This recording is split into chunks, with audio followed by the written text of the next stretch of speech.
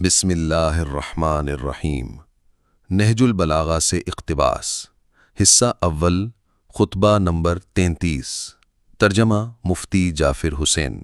امیر المومنین علیہ السلام جب اہل بصرہ سے جنگ کے لیے نکلے تو عبداللہ بن عباس کہتے ہیں کہ میں مقام ذیقار میں حضرت کی خدمت میں حاضر ہوا تو دیکھا کہ آپ جوتا ٹانک رہے ہیں۔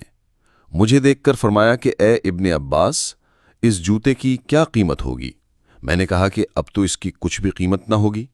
تو آپ نے فرمایا کہ اگر میرے پیش نظر حق کا قیام اور باطل کا مٹانا نہ ہو تو تم لوگوں پر حکومت کرنے سے یہ جوتا مجھے کہیں زیادہ عزیز ہے۔ پھر آپ باہر تشریف لائے اور لوگوں میں یہ خطبہ دیا۔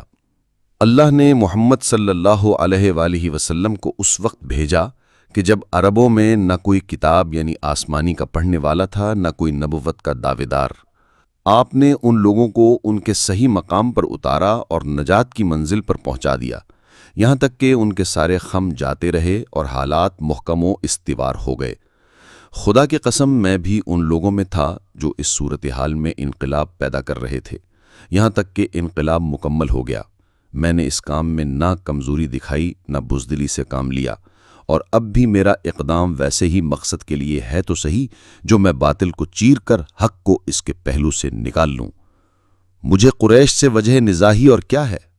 خدا کی قسم میں نے تو ان سے جنگ کی جبکہ وہ کافر تھے، اور اب بھی جنگ کروں گا جبکہ وہ باطل کے ورغلانے میں آ چکے ہیں، اور جس شان سے میں کل ان کا مد مقابل رہ چکا ہوں ویسا ہی آج ثابت ہوں۔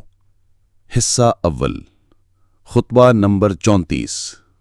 لوگوں کو اہل شام سے آمادہ جنگ کرنے کے لیے فرمایا، حیف ہے تم پر، میں تو تمہیں ملامت کرتے کرتے بھی اکتا گیا ہوں۔ کیا تمہیں آخرت کے بدلے دنیاوی زندگی اور عزت کے بدلے ذلت ہی گوارا ہے؟ جب تمہیں دشمنوں سے لڑنے کے لیے بلاتا ہوں تو تمہاری آنکھیں اس طرح گھومنے لگ جاتی ہیں کہ گویا تم موت کے گرداب میں ہو اور جان کنی کی غفلت و مدہوشی تم پر طاری ہے۔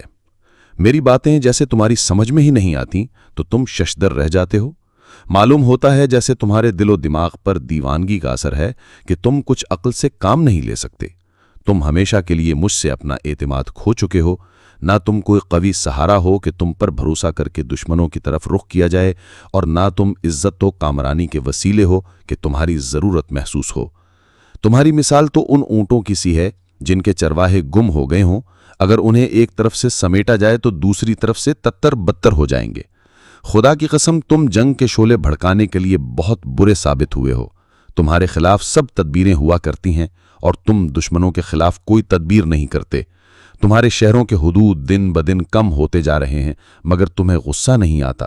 وہ تمہاری طرف سے کبھی غافل نہیں ہوتے اور تم ہو کہ غفلت میں سب کچھ بھولے ہوئے ہو۔ خدا کی قسم ایک دوسرے پر ٹالنے والے ہار کرتے ہیں۔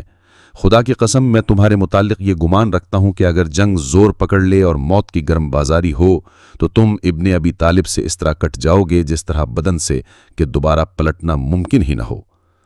خدا کی قسم جو شخص کے اپنے دشمن کو اس طرح اپنے پر قابو دے دے کہ وہ اس کی ہڈیوں سے گوشت تک اتار ڈالے اور ہڈیوں کو توڑ دے اور کھال کو پارا پارا کر دے تو اس کا عجز انتہا کو پہنچا ہوا ہے اور سینے کی پسلیوں میں گھرا ہوا دل کمزور و ناتما ہے۔ اگر تم ایسا ہونا چاہتے ہو تو ہوا کرو، لیکن میں تو ایسا اس وقت تک نہ ہونے دوں گا جب تک مقام مشارف کی تیز دھار تلواریں چلا نہ دوں کہ جس سے سر کی ہڈیوں کے پرخچے اڑ جائیں اور بازو اور قدم کٹ کٹ کر گرنے لگیں۔ اس کے بعد جو اللہ چاہے وہ کرے۔ اے لوگو، ایک تو میرا تم پر حق ہے اور ایک تمہارا مجھ پر حق ہے۔ تمہارا مجھ پر یہ حق ہے کہ میں تمہاری خیر خواہی پیش نظر رکھوں اور بیت المال سے تمہیں پورا پورا حصہ دوں اور تمہیں تعلیم دوں تاکہ تم جاہل نہ رہو، اور اس طرح تمہیں تہذیب سکھاؤں جس پر تم عمل کرو۔ اور میرا تم پر یہ حق ہے کہ بیعت کی ذمہ داریوں کو پورا کرو اور سامنے اور پس پشت خیر خواہی کرو۔ جب بلاؤں تو میری صدا پر لبیک کہو، اور جب کوئی حکم دوں تو اس کی تعمیل کرو۔